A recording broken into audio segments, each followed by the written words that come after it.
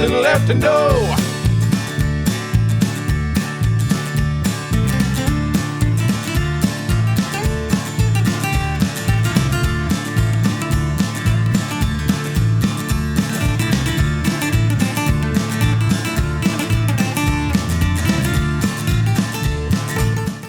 You're listening to Phyla and Fandom, a podcast ran by two furry scientists, your resident zoologist, Dr. Wildlife, and bug lover me, Nassie. Each week, we'll be exploring the world around us by discussing current topics in our own scientific fields, as well as current happenings in fandom-based subcultures like the furry fandom.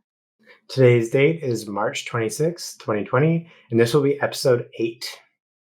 Joining us today is Riley Black. Riley Black is an author, freelance science writer, and furry. If you guys haven't guessed, most of our guests fit into both of those worlds. She's written the books Skeleton Keys and My Beloved Brontosaurus, among others, and has had bylines and publications from Nature and Science to Slate and IO9. You may know her by her sparkly Jaguar Sona Riley cat. Now, welcome, Riley. Thank you so much for having me here. We are happy to have you. Yeah.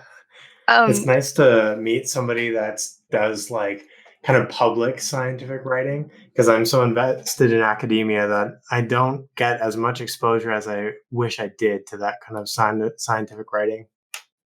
Yeah, it's kind of different animals. I've written a few technical papers, and just the entire process is like entirely different beasts. And it's interesting to go between like how you fact check something when you're trying to build a scientific argument or a historical argument versus when you're trying to convey information, all the interplay between audience and tone and, who you're presenting to and the way that I write, obviously. That's why I put in those notes about different publications in my bio, because the way I write for a scientific journal like Nature or Science is entirely different than if I'm writing for Slate, and the whole thing is to be like contrarian and a little bit snarky, and it's fun to play with those different voices. Huh, cool. Yeah, for sure. And I mean, we kind of, just by talking about the books and publications, we've kind of dived into the world of science writing. But for our listeners who may not be too familiar with that field, how would you describe science writing? What is it to you? Yeah, to me, science writing is primarily writing. I mean, it's so simple. It could take many forms. It's writing about science, a way communicating science, in a way being a form of science translator, whether that's looking at a new paper about a new discovery and trying to express that to the public. Okay, this is what's new, and this is why it's cool, and this is why it's relevant, or explaining a concept that's important. Like right now, there are so many, explainers and infographics about, pandemics and epidemic disease and things like that. I don't do a lot because it's outside of my field, but that's an example of that. So it's not so much writing technical papers for other scientists to read, but it's talking to the public and saying, this is something really cool. I mean, and that's really what my beat is. A lot of it is like, this is really neat and I want to tell everybody about it. And that's what drives a lot of my science writing. And there can be all kinds of nuances in between, depending on what your format is. But for me, a lot of it is just the stuff that makes me go, wow, the kind of stuff that makes me want to know a little bit more, or contradict something that I expected, and taking those little pieces and expressing it to the public and just sharing it. That's what drives a lot of what I do. And I think it's fair to say that that's what drives Nassie and I when it comes to Twitter and YouTube as well, wouldn't you say? Yeah, definitely. Because for me, like, being the little nerd I was growing up, I've always found all these things interesting, but it wasn't until I started getting into college, or I should say even just in these last few years, I finally found a way to effectively communicate how excited I get about these things and share with people that excitement, not just say, hey, I think this is cool, but this is also why you should find it cool, or this is why this thing is interesting. So science writing to me is just it's such a wonderful thing. It can take a lot of forms. Yeah, absolutely. Yeah. One of the things that I'm working on now, just to do a little bit of a contrast between different forms of science writing and the different approaches that you can take. For Discover Magazine, I've been doing a series of short pieces, only about 200 to 300 words a piece, of just like top 10 like dinosaur questions that people have. So, were they mostly fuzzy? Were they social? What were their courtship displays, like all these sorts of like things that like keep coming up and keep changing as we make more discoveries. So it's worthwhile every now and then to do that kind of evergreen content, the kind of stuff that's like this is the state of where we're at now, because it changes so much. But then again, a lot of my bread and butter for my career is a scientific journal will send out what's called an embargo list. So I Mhm. get to see what's going to be in next week's, Science or Nature or PNAS or whatever it is. And if there's a paper that I think is really important or relevant or interesting or spark curiosity, then I can go to a publication like Smithsonian or Discover or Scientific American or wherever and say like, hey, there's this new thing coming out next Thursday. Here's the image, here's what it's about. Like, I'd love to do a news story. And that's more like when I'm wearing my journalist hat. And then I go to talk to researcher A and then researcher B and sometimes researcher C and try and wrap all this up in about 500 words. And there's all kinds of, technical behind the scenes stuff going through it. But those are a lot of the two flavors of science writing that I often engage in, other than the books. So it's usually Mhm. like evergreen explainer kind of stuff, or like getting a head start on these things that are coming out now, like that this is brand new stuff. Yeah, so when you're talking about those embargo lists and like brand new stuff, Mhm. so we're talking like a very very quick turnaround from knowing what to write about to getting that information and getting it to someone, right? Like a week usually. Absolutely. Often even less. Like sometimes I'll get an email from a researcher and the paper will be released the next day. Like usually if it's a journal that's sending out their list, we know that it happens at, such and such a time on, let's say, Wednesday. Mhm. So I can be watching my email and have a look through. So that way, if there's something, I can jump on it because I'm in competition with other writers and other publications. And, if somebody says no at one place, maybe I can take it to somewhere else. So I have to be fast about that. But sometimes I'll get an email from a researcher about something really cool and really neat. And they'll be like, and the embargo lifts at 10 a.m. tomorrow. And it's like 5 p.m. the night before. And there's no way that it's going to get done. So that'll be something that I either share in a tweet or I'll blog about it or I'll put it on my Patreon and write about that later. So Mhm. I try and like, I have a running folder of it's just called Papers to Blog, of just like that's kind of a dumping ground that's gotten to be like dozens of papers long of like, if I don't know what to write Jeez. about, I just pull something out of it and talk about it. Oh, Ah, that's really smart. I Uh, can't imagine. I have a list of like, ideas for YouTube videos, but I've never thought about like looking at current happenings in a way that you are and like making like a long, growing list. I think that's really handy. I mean, I'm sure looking at it gets a bit overwhelming sometimes, but that's really neat to have such a good depository of like ideas to pull from. Write Yeah, these. and that's a lot of what science writing is. It's kind of like, okay, I think this is really cool, but where does it go? And Mhm. especially because every outlet has its own voice and has its own approach. So what might work for, a Smithsonian story wouldn't work for a Slate story or wouldn't work for a science story. Yeah. And there's other stuff that it might seem like, so I hate when editors use this word. A lot of editors use the word incremental, where they, so meaning that, okay, this discovery is kind of neat, but does it really add anything new and amazing? And to me, it's like, yes, absolutely. Science, like the entirety of science is incremental. We're always Mhm. revising what we thought based upon new things. Like a single find that changes everything Yeah. doesn't really happen.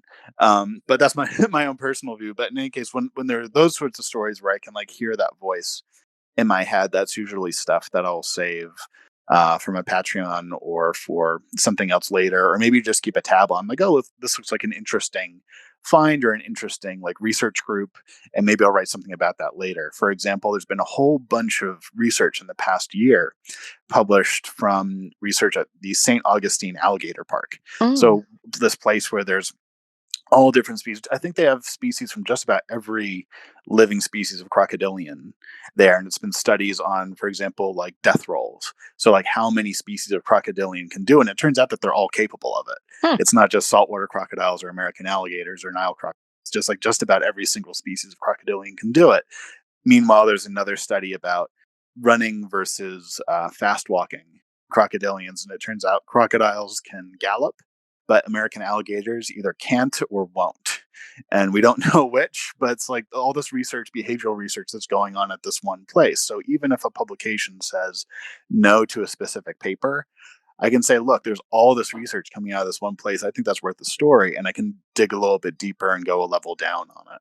That's so good. And I mean, I think that means a lot from somebody that's doing the active science all the time, because Hmm. for a lot of the stuff we do, a lot of the experiments we run, sometimes you get some anecdotal evidence, or you sometimes get some cool information that might not be relevant for publication, or you might need more to make it relevant for publication, but you have this backlog or this story built up around your whole series of experiments. And then to hear that you're kind of on that forefront and like, oh, I saw this one paper, but maybe there's more to the story, and then going directly to the source and getting some interesting scientific like writing for the public out of that, that connects more of that interest to the public, that just, and means a lot for the core research that's happening too. That's really cool. Oh, thanks. Yeah, and that's really important to me as well because I don't want to be just a science cheerleader. Like I think science is like awesome and neat and we're learning all these cool things, but it also matters, who does science and how they do it and the sort of history behind it, and that science hasn't always been used to positive ends, and that I don't want to just be like churning out, okay, here's the latest results about this and about that, but never really digging in or investigating further. And those have been some of the most rewarding pieces that I've done. A few years ago, for example, I did a piece on the problems that paleontology, which is my main field, and I do field work with paleo crews and stuff every summer. So I've seen a lot of this firsthand. Still has with women, and still has with ethnic and cultural minorities, and has with queer people. That it's still very much a cisgendered white male dominated Mhm. field, and how that seeps in to the science and who gets promoted and who gets to go out in the field and who gets to do things. And that story, I think, even though it might not always get as much attention as a new dinosaur or something like that, it's really important to me to like, go into that mode and kind of investigate, okay, how are we doing this and how is the science actually working and what needs to change? That's amazing. Yeah, I like that broader human story associated with the science as well. It's like it's a very strong piece, and it can speak to like the research itself too at its core, like the different perspectives that you can get from different peoples working on different projects. Pretty Absolutely. cool. And this does affect the science. Like there was a study that came out earlier or within the last year, and I didn't report on it because unfortunately one of the authors turned out to be a serial harasser, which is why it's important to look into these things. But they did make an important point about how so many museum collections, especially zoological collections, most of the collections tend to be male animals, and how Mhm. that might skew collections based research if we want to understand certain aspects of biology or behavior or coloration or any number of things, and how the sort of lack of equity in the field also extends to what we collect and how we collect it. And I think that's pretty interesting because it's, I never want to be in the position of making science seem like, it kind of reminds me of Futurama, like towards the end where they had that episode with all the big brains collecting all the facts in the universe and storing them away. And it was just sort of like beavers mate for life, 3 is greater than 2. And it's just like all of that's stored. And once they've finished that, then everything is known. But we know that's not how it works, right? And that this is a dynamic process. And we're always investigating what we thought. And there's a natural reality that we are studying and we're trying to investigate and understand and be curious about. But the way that we do it is through all these theoretical edifices, and it's affected by history and who's doing the science and all that stuff. And when I can really sink my teeth into that, that's the stuff I love the most. Yeah. Yeah. And I think that speaks, I think that last point about like the mating behavior and stuff like that is an interesting point, kind of as a like field of animal behavior, why that probably became as big as it is. Like, why do people care so much if one animal mates for life with another animal and stuff like that? And it probably speaks to the culture of the people that were studying it and that kind of thing.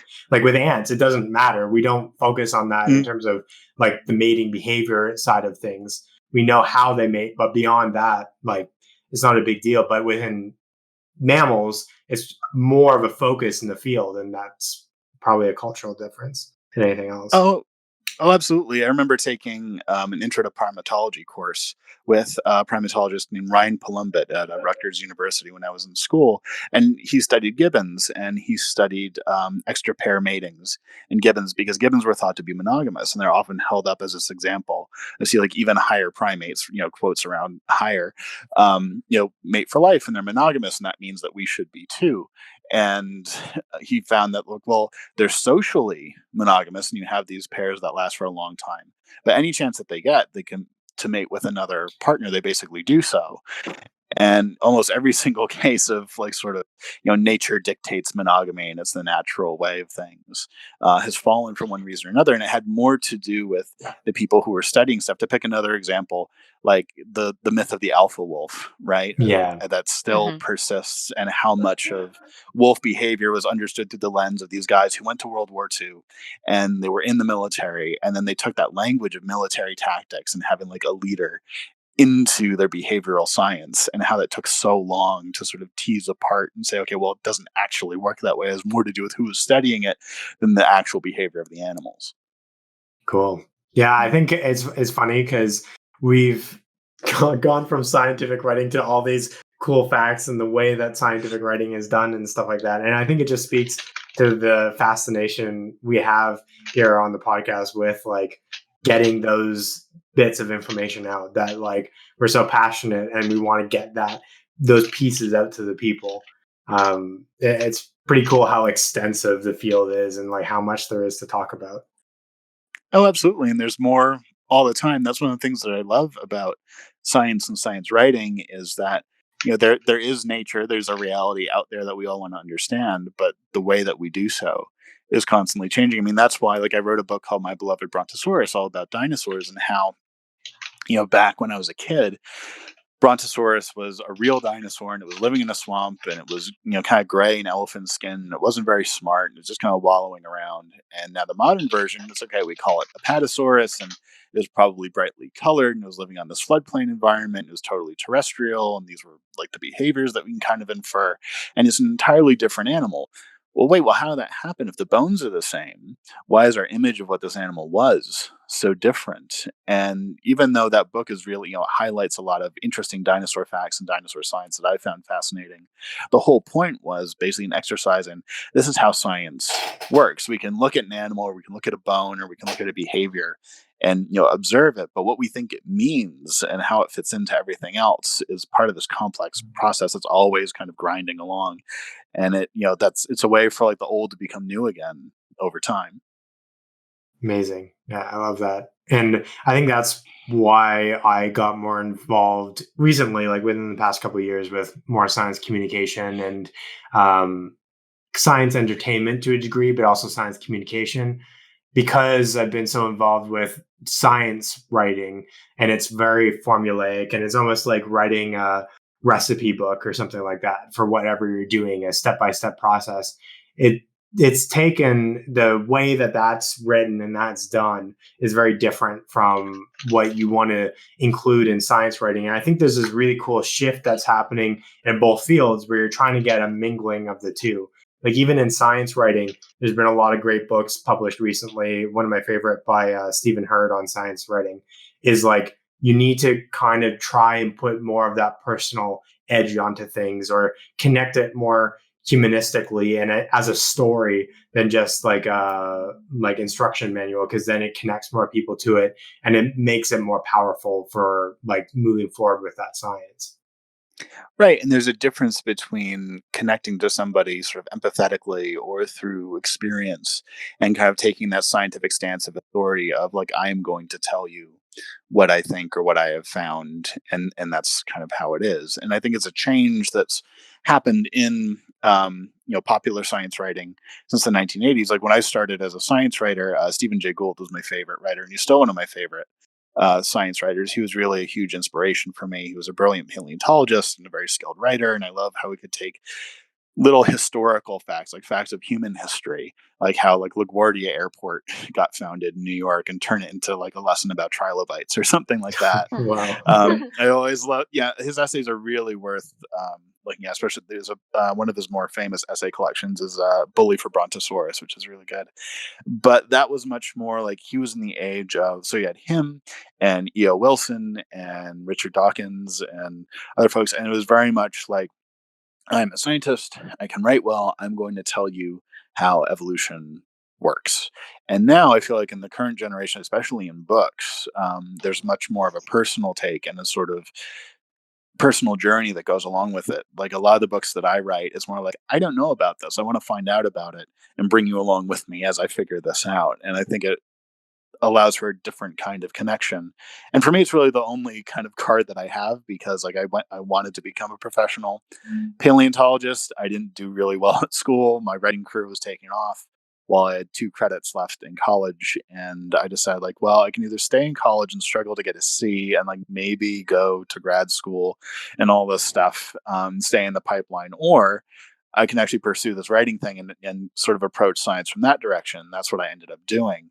And because I kind of don't have a PhD to my name, but I still know this stuff because I'm reading the papers and I'm engaging with the researchers. I'm going into the field and looking at museum collections and all that stuff.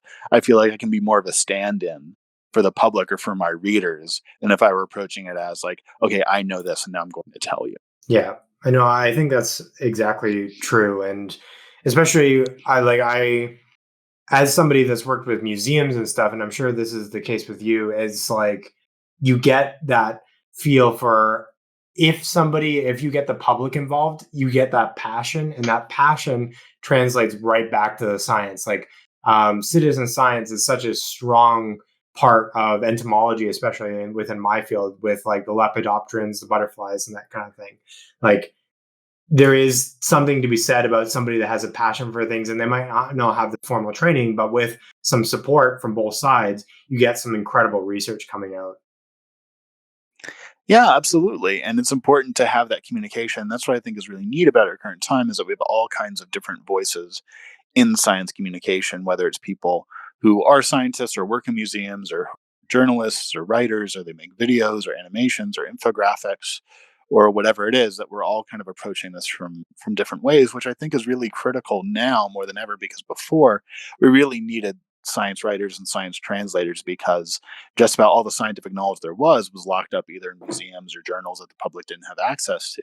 Hmm. Now so much more is accessible and open access that, the interested and the invested can easily explore that on their own. So it's like, okay, well, if we have this connection, then well, how do we go about telling stories then, if basically interested folks, which is a wonderful thing, can go and get this information directly, then what is the role of a science communicator in all this? And I think part of that is, broadening that scope a little bit beyond the results into the people and how this is done, and trying to come up with new forms of narrative. So much of science news even now is follows what's called the inverted pyramid, and this is basically the standard writing format for almost any science news article you're going to see, where you have basically the big takeaway as the headline and or the first sentence, and then basically telling you what the conclusion is right at the top. The second paragraph is your background. So a little bit of history, like how the study was done or why this was researched. Then you have your comments from researcher A, who conducted the study. Then you have your comments from researcher B, who is an outside expert who says either this is great or it's crap or whatever it is. And then you have your conclusion, with the assumption that, like, as people read this, you're losing readers with just about every sentence that's Hmm. on the page. So that's why you want to put stuff up front. And I think that kind of writing certainly has a place, but I think we need more than that. Like, it's fine that that's a standard peg of science communication, but I'm really happy to see like so many other ways of communicating this science, even from researchers themselves. Like, I'm always thrilled when somebody has a new paper out and they make their own infographic for it of like all the important takeaways, and it's visualized for folks and it's easily shared. Mhm. And that's really neat about what's going on now, I think. Yeah, Yeah, I don't want to and do more of that too, just personally. definitely. Yeah. If I can find the creative bones in my body to make infographics, Yeah. I would love to. My talents are quite limited when it comes to drawing or putting graphics together. I do try my best, but we'll see what I make in the future. Yeah, and that's the thing is, that's the other part of this, which I feel is not discussed quite often enough, is like, okay, who pays for this? Who supports it? Yeah. Where's the time to do it? And that's usually like the big question mark that like nobody wants to answer. Even for, my line of work, rates that like magazines I used to go to and write an article for, where, I'd have an editor push to, get a little bit more support. Because as a freelancer, I I don't get health care. I have to pay my own taxes. So anything that I make, I automatically have to consider like 25% of that goes back to the government. Otherwise, the IRS is going to come after me the following year. So somebody's like, oh, wow, you got like a byline in like the Washington Post. It's like, yeah, and they only pay $200 an article, of which like I only see about 150, which, it doesn't really put food on the table over the long term. So things are getting a little bit squeezed right now. Like the rates are not like what they were during the 1980s and then early 1990s, where we had this like science magazine boom and everybody was doing gangbusters. So I think everybody's like, we're all producing stuff, but that's the big question that remains, like, how does anyone actually make a living or get support doing this? And I wish I had an answer. I'm just kind of figuring it out week to week. Right. Yeah.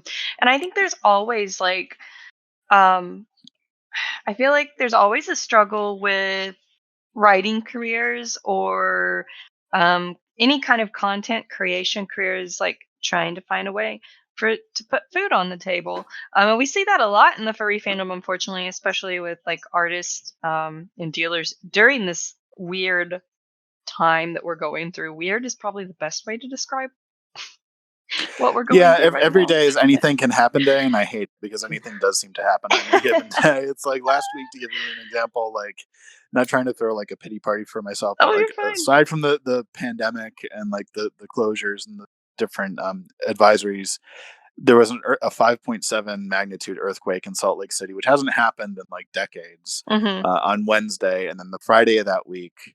My partner lost her job because of virus layoffs, and then over the weekend, I got threatened by somebody at the grocery store who's just like all head up about stuff, who wanted to like knock me out for no reason. And it's just like every single day there's something else. And it's like, I don't know what's going to happen today, and I kind of hate it. Yeah, it's such a tough time. I mean, for me, I've been working from home since the start of it, and or I say the start of it, the start of like the chaos here in the United States. Um, and I'm very thankful to be working for an institution that really, really takes care of their staff. But I mean, all of us. It doesn't matter how great of an institution or company or organization you work for right now. I feel like even when you feel like you're solid in your job, there's still a bit of uncertainty right now about, okay, well, what's going to happen if this keeps going on for another week or another 3 weeks or another 2 months? You don't know, and that's the scary part of it, is like you can be the most sure about your job in the whole world, but I think even then you still have this lingering thought about, okay, what's next? What's gonna happen? Yeah, what's been heartening, I think, is to see when people have stepped up and helped and contributed. So, for example, earlier this year, I have my blog Laylaps. I've been writing for a very long time, and it's been hosted by sites like Science Blogs and Wired and National Geographic and Scientific American. But in February, Scientific American said, "Okay, we got a new budget in. We can't afford to run your blog anymore." And paid science blogs don't really exist anymore. All the places that they used to exist have either closed or stopped doing blogs, because for a while they're viewed as like a replacement for science news. Like this was a way for like pretty much for cheap that you could get like an expert on the subject and get them to address like news that's coming out without having to sign a reporter and pay like higher fees for it. But it worked for a while, but in any case it ended. But when I announced that, and then when I announced what's been going on over the past week or so, it's been really heartening to see so many friends and people in the field that I've come to know and stuff, like sign up for my Patreon or like come to support me in one way or another. So despite all this weird stuff, like it's been great to see like parts of the community really like come together and support each other. And I'm really grateful for everyone who's done that for me so far. Yeah, for sure. And I mean, I was talking about artists and dealers, but of course, also in the fandom, we have furry authors who are writing like works of fiction and stuff. And I just wanted to touch base on this for a little bit. You also write some fiction pieces, don't you? Or am I remembering? That's right. Yeah, I've written a couple of zines. So I used to work with Lemon Brat, and we wrote a couple of adult comics that I did the writing for, and then I run a Patreon for my fiction that often involves anthropomorphic characters and werewolves and animals and things like that. And yeah, so it's the werewolves that gets. but it's really here and there. I haven't come out with a book just yet, but it's something that I really enjoy doing, expressing, especially taking what I feel like sort of common experiences or things that might even be challenging to talk about if we're talking about them as people, but putting them in a sort of more anthropomorphic or furry perspective, gives that kind of one layer of sort of approachability or friendliness, or it's like adding that fantasy allows people to relate a little bit more. Whereas if I'm just talking as myself or as my opinions, I feel like it gets a lot more negative, strong reactions, or it can at times. Whereas if we kind of use our personas or use furry characters to explore some of these things, it just makes it that much more approachable for a lot of people. No, I agree. And it's funny because that's kind of how I got into the fandom more. It's like a lot of my friends and people I've talked to in the fandom get involved more through the visual art in a very similar way that they can get more connected. They feel more connected with themselves and with the fandom and their sexuality or identity because of the fandom and that medium. But then when I was getting into the fandom, I didn't even get into it via anthropomorphic characters. I was identifying bug photos for people and happened upon for affinity. But then when I was first getting into the art forms of the fandom, a person that I had met and done IDs for was like, "Oh, you should try and read this book by Kyle Gold. It helped me come to terms with who I am and that kind of thing." And read through it and found it awesome, and then just kind of went on a splurge and read everything by Kyle Gold within a summer that I could get my hands on. And it's a part of the fandom that I don't feel like not many people are involved with, but is such an incredible way to connect with it. And there's so many creative people through that artistic medium. And I want to I'm familiar with a few authors, but I want to get more familiar with that even because I think that needs to be given a little bit more light in the fandom.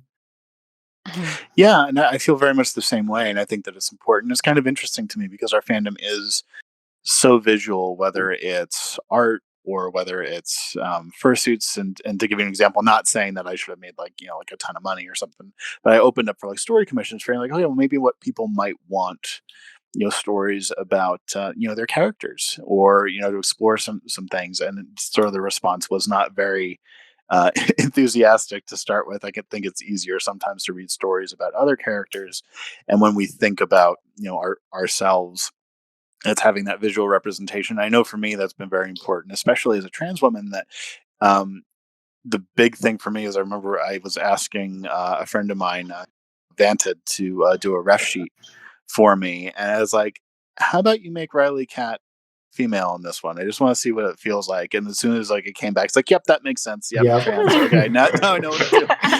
Yeah, feels. But yeah, and it's kind of, but the divide that's interesting to me is I feel like, especially, I think it was a couple of months ago, when J.K. Rowling basically confirmed that trans people are not her favorite. A lot of people are recommending the Warriors series, about basically smart, anthropomorphized to some degree, not with hands and feet, not quite like furry, but able to talk and have societies and this cat based book series, that there's a ton of books and it's very popular, and I'm sure many people have read that, and things like Redwall, and even things like Wind in the Willows. And there's so much general literature or popular literature that's known to almost everybody that involves anthropomorphic characters to one degree. But within the furry fandom itself, like you said, I feel like writing is it's certainly there, and there's a lot of great material there, but it doesn't quite have the same visibility. And I'm always curious about that when furries tend to read stuff, it seems to be going to stuff like Warriors and stuff like Redwall, rather than the stuff that the fandom itself is producing. I could be entirely wrong, but that's just my impression so far. Yeah, that's my impression as well. Well, not to end this brilliant discussion, but it is now time for trivia. Hooray! Which either makes or break our guest. Oh no! Please tell me I'm broken. It's the trivia where if you lose, we take away your Sona. I'm just kidding. But oh God! So we do a little Persona questionnaire with all of our guests. It's just 3 basic questions, just for fun. And I mean, it's fine if you get them all right. We're not trying to stump you. It's just a way of sharing with our listeners a bit more facts about the animals that some of our guests have chosen as their saunas. So naturally, yours is all about jaguars. Excellent. I'm all for more jaguar visibility. Cool. So, first question. Well, we'll start with I don't know. Maybe I consider it the easiest to the hardest, but they're also like I love jaguars, even though I don't have a jaguar character. So all of these, I'm like, yes, I know these answers. So you're probably gonna be the same way, but we'll start with what I perceive as the easiest.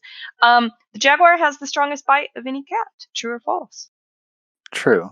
True. It is true. So Yeah, they got big chunky skulls. Big chunky skulls. And for listeners that didn't know, jaguars are one of the only big cats known to kill by biting directly through the temporal bones of a skull into the brain of their prey. And they also do like standard stuff like throat bite, suffocation. You know, the basic death stuff, but right, but they're crunchy enough that they eat a lot of armored stuff like caimans and turtles and things too, which is really neat. And there's a skull at the American Museum of Natural History in New York City in the fossil mammals as a Viglyptodont, so one of these ground-dwelling like giant armadillos that lived during the Ice Age, and it's got 2 punctures through the top of its skull that were likely made by an Ice Age jaguar. Oh, I would love to see that sometime, especially in person. That sounds super cool. Yep, it's really neat. I'll send you a picture. Oh, thank you so much. And I just realized I'm a deer in between 2 big cats. Isn't that scary? Oh, yeah, you are. Snack time follows the podcast recording. So, and next question. A crepuscular cat, the jaguar is the most active during what part or parts of the day? And this is multiple choice. We have midday, dawn and dusk, night, or noon and midnight. Well, I am proud to be much like a jaguar, magnificent and crepuscular, so I will say dawn and dusk. Yes, you are correct. And I partly picked this because I have seen that that same phrase in your Twitter bio for so long now, and I'm like, I'm going to make a question about it. That's an Archer quote. Yeah, it's amazing. So, for our listeners, crepuscular, it does mean most active during dawn and dusk.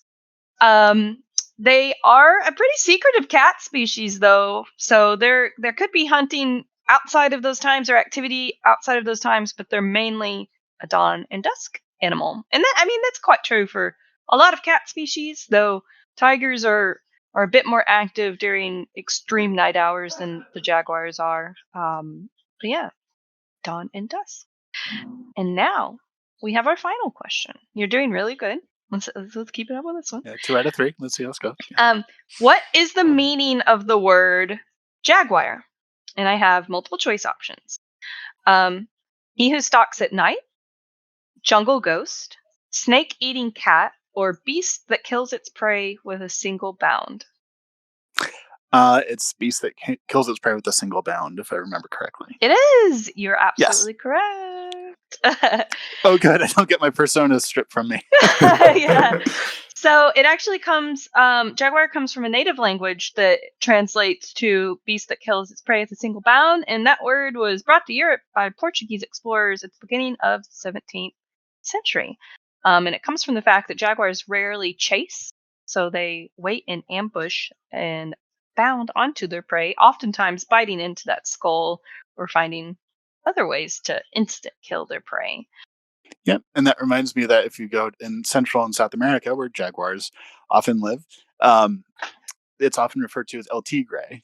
So if you go and you want to see jaguars, and somebody asks you if you want, you're looking for El Tigre, they mean jaguar. Oh, well, me down there being like, there's tigers in South America?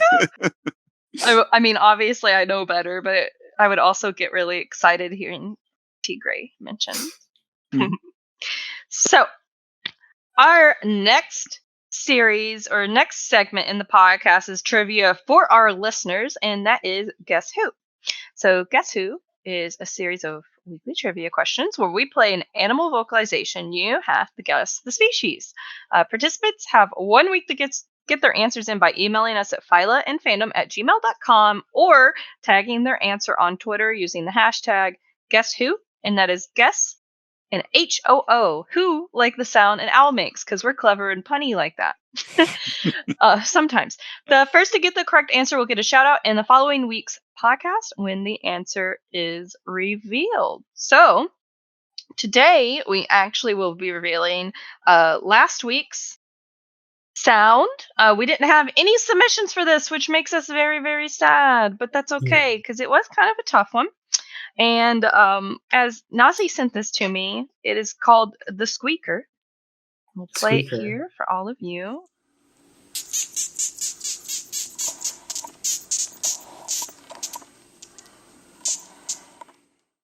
Okay. Did you guys hear that all right? I think it cut out. It sounded like a kissy noise. Kissy noise, Ian.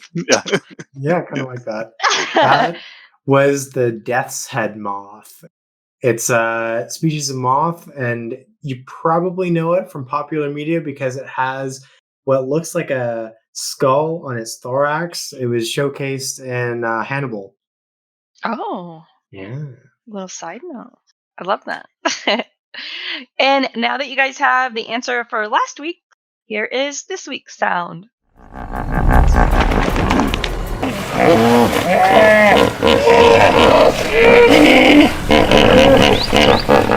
Once again, if you think you know the answer to who is making this sound, be sure to send that to us by emailing phylaandfandom@gmail.com or posting it on Twitter using the hashtag guesswho, as in guess HOO.